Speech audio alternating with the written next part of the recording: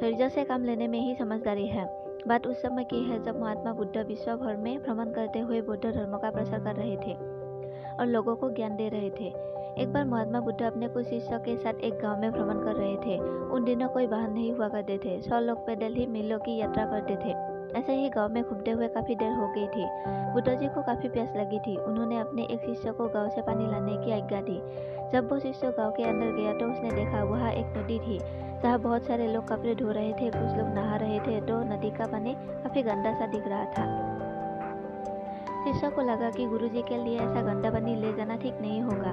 ये सोचकर वो वापस आ गया। महात्मा बुद्ध को बहुत प्यास लगी थी, इसलिए उन्होंने फिर से दूसरे शिष्य को पानी लाने भेजा। कुछ देर बाद वो शिष्य लौटा और पानी ले आया।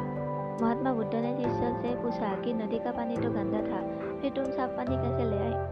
शिष्य बोला कि प्रभु, वह नदी का पानी वास्तव में गंदा था, लेकिन लोगों के जाने के बाद मैंने कुछ देर इंतजार किया और कुछ देर बाद मिट्टी नीचे बैठ गई और साफ पानी ऊपर आ गया। बुद्ध यह सुनकर बड़े प्रसन्न हुए और बाकी शिष्यों को भी सीख दी कि हमारा ये जो जीवन है ये पानी की तरह है।